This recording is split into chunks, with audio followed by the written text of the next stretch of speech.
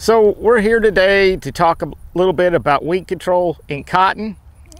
We've had a lot of changes over the years in weed management in cotton from, gosh, 15 years ago or so, when it was pretty much just Roundup Ready and you had to spray it by the fifth true leaf being the size of a quarter, to Roundup Flex, where we could spray it on bigger cotton, and that really changed fundamentally the way we controlled a lot of our weeds, particularly Palmer amaranth. Then back in 2008 to 2011, we saw the continued problems with Roundup on Palmer amaranth. And that continued to be a problem from then on, and we started trying to be more integrated, putting out, using hooded applications and some other tactics to help manage Palmer amaranth as we were losing effectiveness of herbicide, particularly Roundup at the time. Now we're into the Xtend and Enlist systems, and I happen to be standing in Enlist cotton here today. I want to just kind of compare a few treatments out here. And the first one is not using a pre, which you hear me time and time again really fuss about folks that don't use a pre. I can understand why, because it checks up the cotton growth and such, but from a weed management perspective, there's just no substitute. If you don't use a pre, and particularly like in this situation where a timely post was not applied, it got wet, we couldn't get out there in time to get a timely post on, so we're spraying Enlist 1 plus glyphosate on Palmer amaranth. That's upwards of 10 to 12 inches tall. And we're out here over 14 days later. I think it's 16 or 17 days after application. You can see it's laid it all down, but this cotton's stunted, and we've already lost yield from that early season competition. Plus, Palmer amaranth isn't dead here. We're gonna have to come back with another application. My favorite really is kind of Roundup Liberty to try and take out these escapes. That often will work, but not always, and that's another option in there. And then I'm going to talk a little bit about hooded applications, because I really think we need to get those and utilize them again, even in Enlist or Xtend crops, because what you see here, I see very similar to an Xtend cotton situation where we don't use a pre. So what we're looking at here is just that one application over the top, and we're definitely going to have to come back and clean it up, and we've already lost yield. And let's compare that to using a pre in more of a system. In this next treatment, we are looking at using a pre, in this case, a quarter Cotoran and a quarter Prowl, and then coming back with a more timely Enlist 1 glyphosate application. So when the weeds were just really at a decent size to give them good control. We're out here another 21 days after that, and you can see we got another flush, some Palmer amaranth, a little bit of tea weed, but we should be able to clean these up. Ideally with a hooded application. I really like Diuron, a quarter Diuron, 2 pounds of MSMA. It's cheap, it's very effective, and use it with a hooded application or a directed application down low. I really want to try and more emphasize folks using those at the end. We can use herbicides that from modes of action that we don't expose a lot of our weeds to, which helps us on resistance management and be able to preserve dicamba and 2,4-D in these crops instead of losing them quicker than we would otherwise. Plus, we can use actually some really more consistently effective herbicides in that hooded direct post-directed application in our cotton. Things like paraquat we can use in that if we're careful with a hooded application. As I mentioned, Diuron MSMA would be another very good application. Liberty, post-directed, and using a herbicide like Zidua, we have that as a post-directed application. All of these are some modes of action we can't use in cotton over the top, but we can in underneath, and that's a big plus from a resistance management standpoint, and also a consistency of weed control.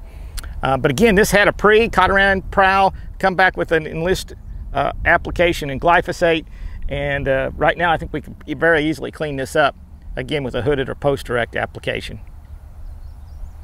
We've moved here to now Xtend cotton, and in this case we did use a pre, a pint of Cotoran and a pint of Caprol, so kind of a low rate of a pre-emergence herbicide.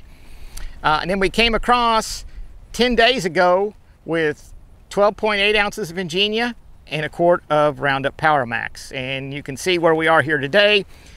We still got Palmer amaranth that are living. And based on some of the work we've done in some other fields nearby here, we'll probably still have them living 20, 30 days out. We are seeing escapes here in the year 2020 with dicamba, and even with Enlist on Palmer Amaranth, that we didn't see 5 to 10 years ago. So we still got to do weed management out here. Now another an option would be, of course, coming back across with another shot of Roundup and Ingenia.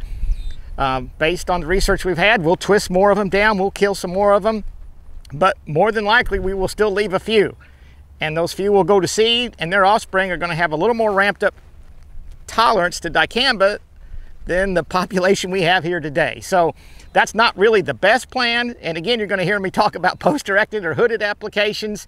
This would be a great timing now to come out here with a post-direct application. A Diuron MSMA is very cost efficient and it's very effective on Palmer Amaranth that's this size and trying to struggle back from a dicamba application. That would be one very good option to go. Another option, if it gets a little taller, you want to get up more closer to knee high and get about 4 inches of bark on it, would be a paraquat application with some kind of residual. Again, Diuron would be another cheap option. An 1.5 ounces of a Valor, something like that would also be another good option to consider using on these pigweed. Liberty, both as a hooded application or even over the top, would also be a decent option out here as well. And we found that if we mix Roundup with the Liberty, we do a little bit better job on these Palmer Amaranth that may escape that Roundup dicamba application. But coming back again with another shot of Roundup dicamba, it will be effective on some of them, kill some of them, make some less competitive. But our experience here in the last year or two is we will have some survivors out here. They're liable to produce seed, and then their offspring are going to be what we're going to have to try and manage next year, and they're going to even be more difficult.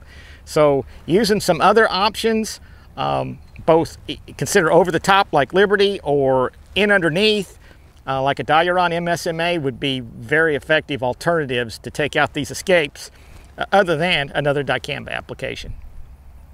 Okay, I wanted to make just a couple final comments on weed management in cotton to kind of sum things up. Again, this treatment here had Cotoran and Prowl on it. I got some others that just had straight Cotoran, some others that have Caparol. They all look very similar. Now again, a lot of folks don't want to use a pre, or we're all hesitant to use a pre because a lot of times it can check up growth at the very get-go when the cotton's coming up out of the ground compared to not using one.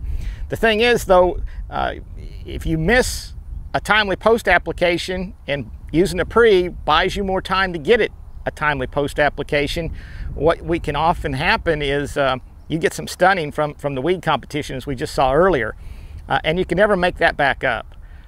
And that's something to consider when not using a pre, or using a really low rate of a pre instead of more of those full rates, which buys us time and makes it more likely that we can get a timely post-emergence application when those weeds are really no more than 4, maybe 6 inches tall.